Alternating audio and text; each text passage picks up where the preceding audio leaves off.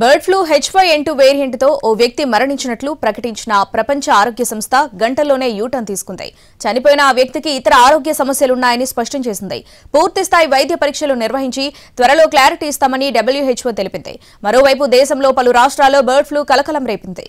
మళ్లీ bird flu భయపెడుతోంది. Bird flu H5N2 వేరియంట్తో ఓ వ్యక్తి మరణించినట్లు ప్రపంచ ఆరోగ్య సంస్థ తెలిపింది. ఇది ప్రకటించిన కొన్ని గంటల్లోనే యూటర్న్ తీసుకుంది. మరణించిన సదరు వ్యక్తిలో ఇతర అనారోగ్య సమస్యలు ఉన్నాయని, పూర్తి స్థాయిలో వైద్య పరీక్షలు నిర్వహించి త్వరలో స్పష్టతిస్తామని అంటోంది.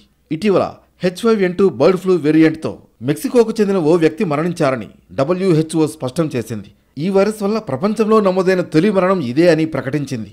అయితే మెక్సికో ఆరోగ్య మంత్రిత్వ శాఖ 59 ఏళ్ల వ్యక్తికి దీర్ఘకాలిక కిడ్నీ సమస్య, టైప్ 2 డయాబెటీస్, రక్తపోటు సమస్య ఉందని అధికారిక ప్రకటన చేసింది.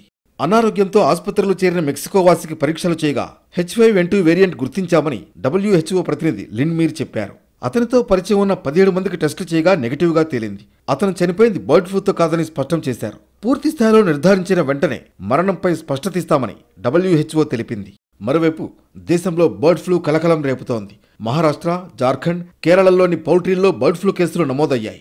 నాగ్పూర్, రాంచీ, అళప్పుజ, కొటాయం, పఠాన్మిట్ జిల్లాలోని పౌల్ట్రీల్లో బర్డ్ ఫ్లూ కేసులు నమోదైనట్లు ఆయా రాష్ట్రాల అధికారులు తెలిపారు. కేసులు నమోదైన రాష్ట్రాలు వెంటనే తమకు తెలపాలని కేంద్ర ఆరోగ్య శాఖ కూడా అన్ని రాష్ట్రాలకు లేఖ రాసింది. ఇప్పటి వరకు కేసులు లేని రాష్ట్రాలు అలర్ట్గా ఉండాలని సూచించింది.